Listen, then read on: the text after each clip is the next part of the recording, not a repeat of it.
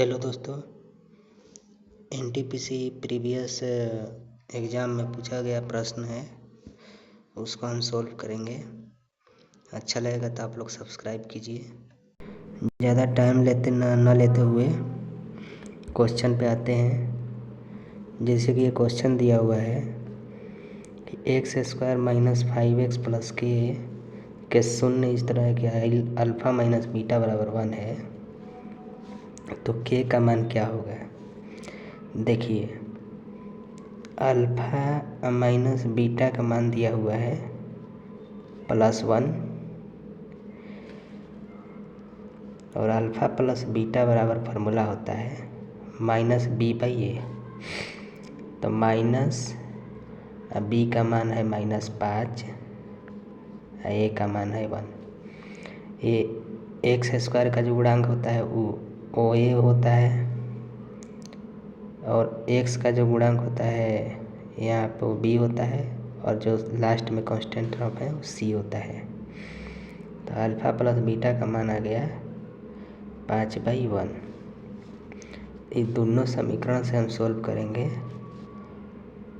तो अल्फ़ा बराबर आ जाएगा 4 और बीटा बराबर आ जाएगा +1।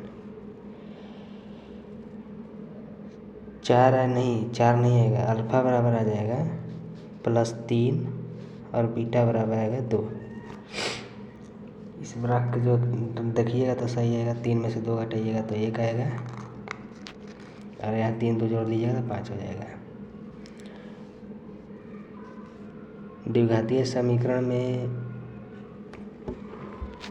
अल्फ़ा और बीटा का जो गुणनफल होता है वो c/a के बराबर होता है। तो अल्फ़ा का मान निकाले हैं 3, बीटा का मान 2 और c का मान है k, ये कांस्टेंट टर्म, a का मान x² का गुणनफल होता है यानी कि 1। तो 6 बराबर आ जाएगा k और k का मान ही पूछ रहा है, इसलिए ऑप्शन नंबर दूसरा। अगला देखेंगे। इस क्वेश्चन में दिया हुआ है कि भारतीय क्रिकेट टीम विश्व की कप 2019 का विजेता बनने का उम्मीद है, MS धोनी कह रहे हैं। तो इसमें यह धारणा कह रहा है कि भारतीय क्रिकेट टीम अच्छा है। देखिए, कोई भी टीम अगर अच्छा होता है तभी कोई व्यक्ति जो बोलता है वो विजेता बनने की उम्मीद उससे रहती है, यानी कि पहले का जो ऑप्शन है वो सही है। भारतीय चाहते हैं कि भारतीय क्रिकेट टीम 2019 का विजेता बने। देखिए, ये कथन में कहीं नहीं दिया है कि भारतीय जो व्यक्ति है वो इस बात को बोल रहा है कि अपना टीम विजेता बने या हारे या जीते।